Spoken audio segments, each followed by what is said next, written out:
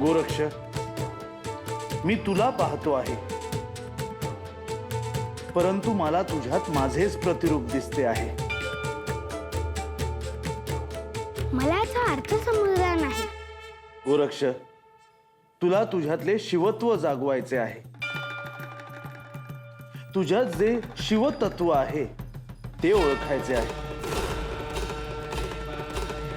ते साध्य झाले की माझ्यातल्या अनेक गोष्टी तुझ्यात उतरतील.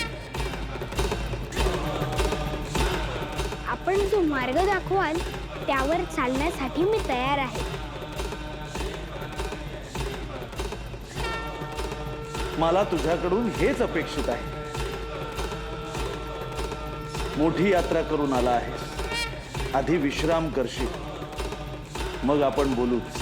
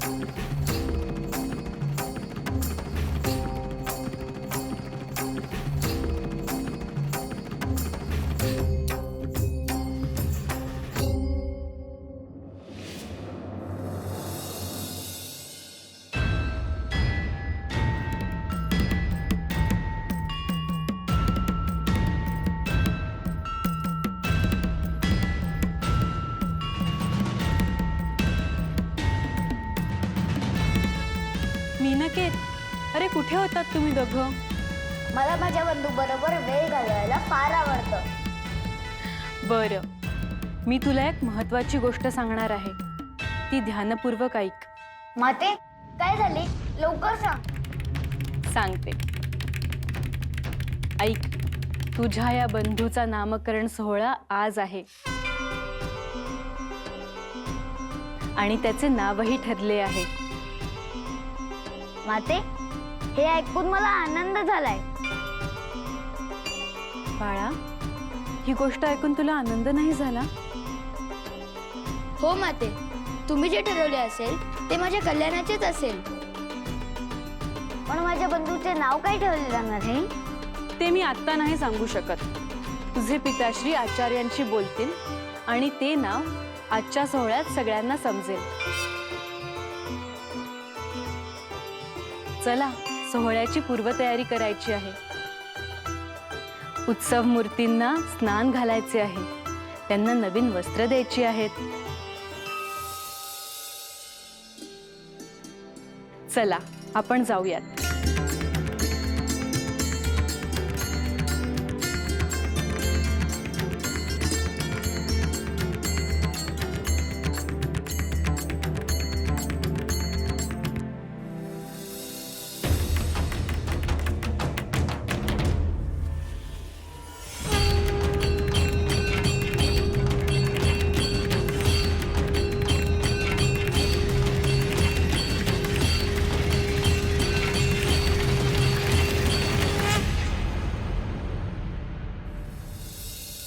हे श्री दत्त महाराज, हा किती अद्भुत क्षण आहे की एकीकडे गोरक्षची श्री महादेवांच्या सानिध्यात साधना सुरू होत आहे आणि दुसरीकडे हस्तिनापुरात राजा बृहद्रव आणि देवी सुलोचना यांना दिव्यपुत्राची प्राप्ती झाली आहे.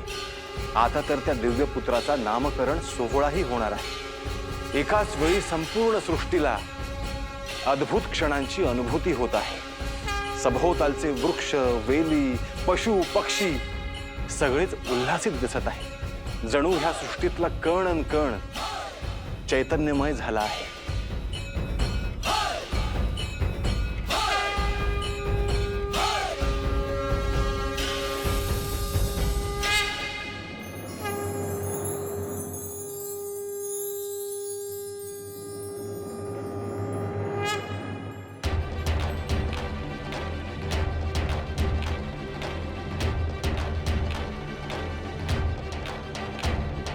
हे प्रजाजन हो, सोमयागातून जो दिव्य पुत्र प्रकट झाला त्याचा नामकरण सोहळा संपन्न होत आहे.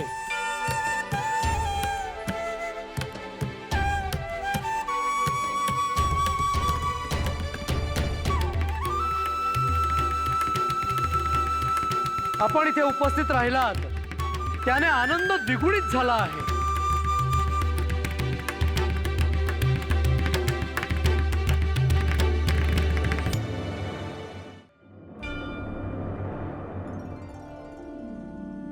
ज्यासाठी आपण एकत्र आलो आहोत त्या नावाची घोषणा स्वतः महाराजांनी करावी अशी मी त्यांना विनंती करते.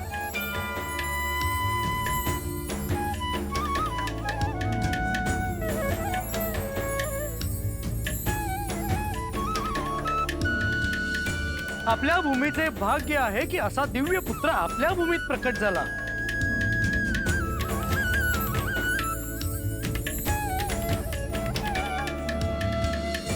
हा दैवी संकेत आहे, परमेश्वराचे कृपाशीर्वाद आहेत.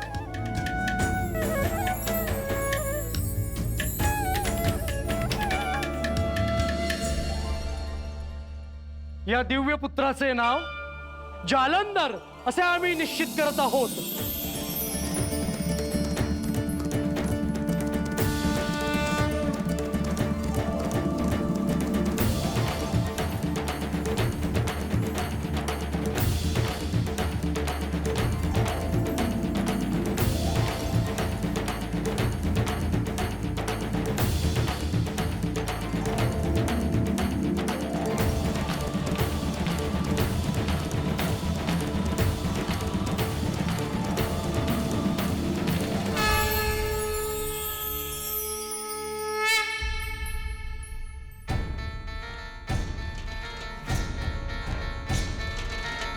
नेत्री शिवशंकरा मदनागी तू जाळीला अंतरिक्ष नारायणा अग्निसूत तू झाला.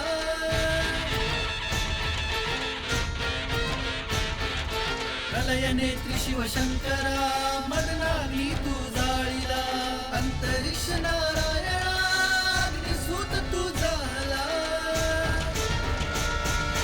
पृथ्वी लोकी अवतारण्या गर्भकुंडात सांडला राजपुत्रा तू सोमयागी अग्निकुंडात अवतरला.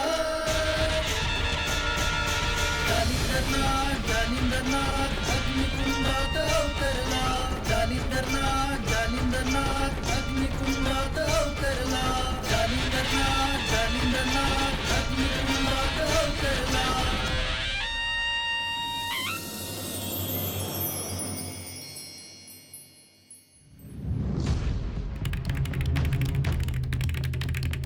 गोरक्ष, आपण फार विलंब न करता साधनेला सुरुवात करू.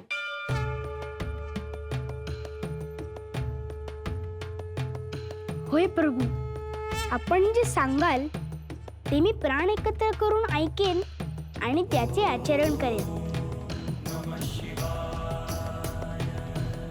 हा जो देह आहे त्यात संपूर्ण ब्रह्मांड आहे, परंतु त्यावर वेगवेगळी आवरणं असतात, म्हणून त्या ब्रह्मांडाची अनुभूती होत नाही. खरं तर ती अनुभूती होणं एवढं सोपं नाही.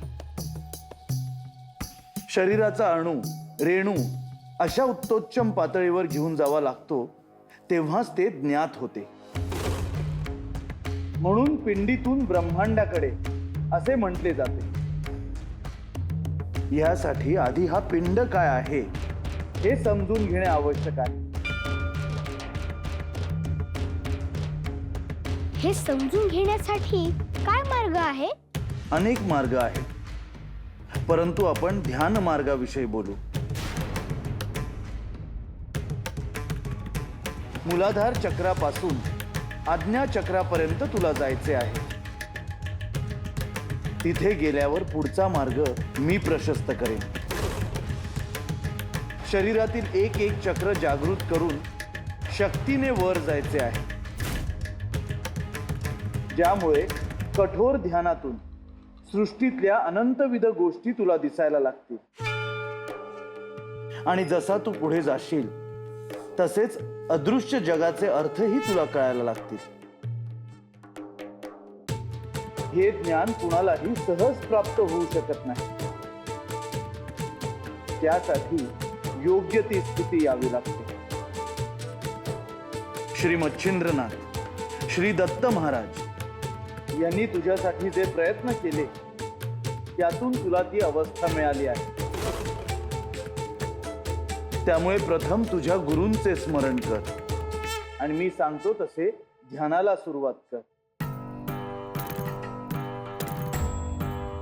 हे गुरुदेव श्री मच्छिंद्रनाथ, हे श्री सद्गुरु दत्त महाराज, माझ्या साधनेला आपला आशीर्वाद असावा. अलग निरंजन, अलग निरंजन, अलग निरंजन, हो अलग निरंजन, अलग निरंजन, अलग निरंजन, अलग निरंजन, हो अलग निरंजन. साऱ्या विश्वाचा प्रतिपालक तू, दुःखाचा संहारक तू, वेदांचाही कारक तू, शिवहर शंभू. हे नवनारायण अवतार तू, दीनदुबळ्यांचा दाता तू, गुरुशक्तीचा सेवक तू, शिवहर शंभू. अलग निरंजन, अलग निरंजन, अलग निरंजन, हो अलग निरंजन, अलग निरंजन, अलग निरंजन, अलग निरंजन, हो अलग निरंजन, अलग निरंजन, अलग निरंजन, अलग निरंजन, हो अलग निरंजन.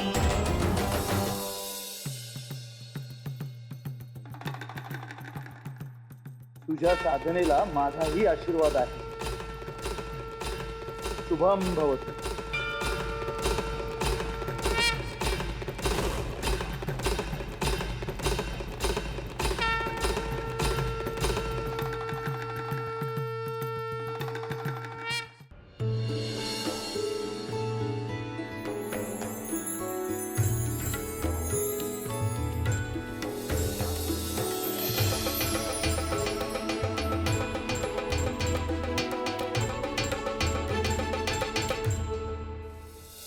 श्री महादेव म्हणजे या सृष्टीचे नियंत्रकच आहे. या सृष्टीच्या चराचरात कणाकणात शिवत्व आहे. ही सृष्टी जीव आणि शिव ह्यापासूनच निर्माण झालेली आहे. म्हणूनच गोरक्ष, श्री महादेवांकडून तुला जे ज्ञान मिळते आहे ते अद्भुत आहे. तुझ्यातले शिवत्व जागृत होण्याची वेळ आली आहे. गोरक्ष, भविष्यात तुला जे कार्य करायचे आहे त्यासाठी तू जो वेळ श्री महादेवांच्या सानिध्यात घालवतो आहेस तो निश्चितच महत्त्वपूर्ण आहे. आणि मला खात्री आहे तू एकाग्र चित्ताने श्री महादेवांकडून जे ज्ञान मिळते आहे ते ग्रहण करशील. माझा तुला आशीर्वाद आहेच. शुभम भव.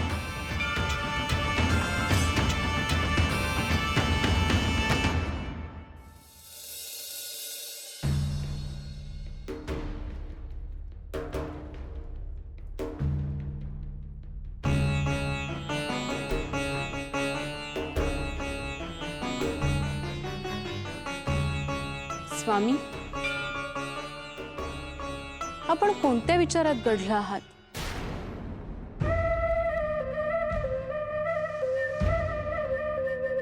सुलोचना, मी मिनकेत आणि जालंधरचा विचार करतो आहे. जरा विस्तारानं सांगावं स्वामी. आता जालंधरचा नामकरण विधी झाला आहेच, तर आता मिनकेत आणि जालंधरच्या विवाहाचा विचार करतो आहे. अगदी माझ्या मनातलं बोललात स्वामी. गेले अनेक दिवस माझ्या मनातही हाच विचार घोळतो आहे. त्या दोघांचेही विवाहासाठी योग्य असे वय झाले आहे. होय स्वामी, जर त्या दोघांचा विवाह झाला तर निश्चितच त्यांच्या आयुष्याला एक दिशा मिळेल. निश्चितच. प्रथेनुसार बालविवाह झाला तर उत्तमच. परंतु स्वामी, एक शंका आहे. कोणती? आपला हा निर्णय मिनकेत निश्चितच मान्य करेल. परंतु जालंधर या निर्णयाशी सहमत होईल? सुलोचना, तुला असे का वाटते आहे? सुलोचना, आता आपण जालंधरचे माता पिता आहोत. त्याचे आयुष्य सुखी समृद्धी व्हावे हाच आपला हेतू आहे. आणि इहलोकात जर का राहायचे असेल तर त्याला इथले नियम हे पाळावेच लागतील. याच मार्गाने त्याला जायला हवं. निश्चितच स्वामी. सुलोचना, भविष्यात त्या दोघांना राज्यकारभार चालवायचा आहे. राज्याचा विस्तार करायचा आहे. इथल्या प्रजेचे दायित्व त्यांच्यावर असणार आहे. राज्यातल्या प्रजेसाठी त्यांना खूप कार्य करायचे आहे. त्याआधी त्यांचा विवाह होणं आवश्यक आहे. होय स्वामी, आपण मिनकेत आणि जालंधरशी बोलूयात. शुभ कार्यास विलंब नको.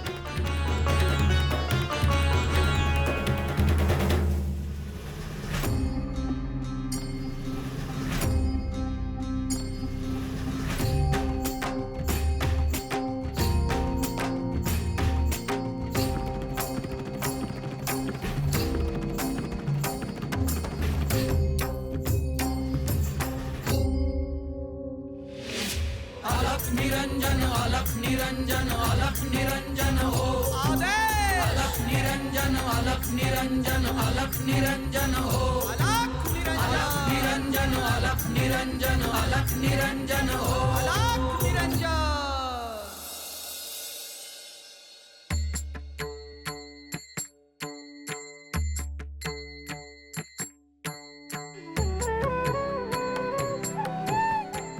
आलात सवंगड्यांसोबत खेळून? माते, आम्ही खेळायला गेलो नव्हतो. आम्ही राजवाड्याच्या सज्जामध्ये उभे राहून दूरवर पसरलेले नगर पाहत होतो. बरं जालंधर, तुला कसं वाटलं नगर पाहून? माते, आपले नगर फारच छान दिसते. पण माते, आपले प्रधानजी दिसत नाही कुठे. जालंधर, प्रधानजींना तुझ्या पिताश्रींनी एक महत्वाचं काम दिलं आहे. माते, कोणते काम? जालंधरसाठी वधू संशोधन करायला, म्हणजे त्याच्या विवाहासाठी मुलगी शोधायला पाठवलं आहे. बरं, म्हणजे माझ्या बंधूचा विवाह होणार तर? होय मी नक्कीच. माते, वधू म्हणजे काय? वधू म्हणजे बायको. बायको म्हणजे ती स्त्री जिचा तुझ्याशी विवाह होणार आहे. पण ती कशी असते? ती माझ्यासारखीच एक स्त्री असेल, जी सहचारिणी बनून तुझ्याबरोबर आयुष्य घालवेल. म्हणजे माझ्याशी खेळायला बंधू आणि त्याची बायको दोघंही असणार?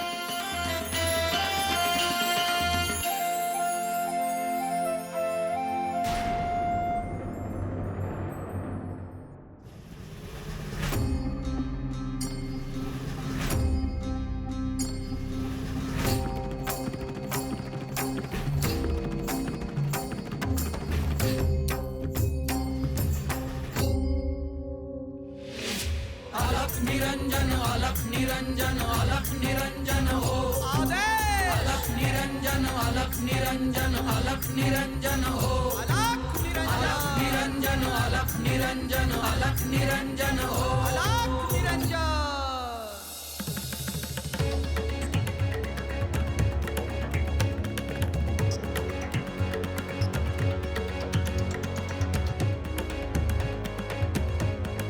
साऱ्या विश्वा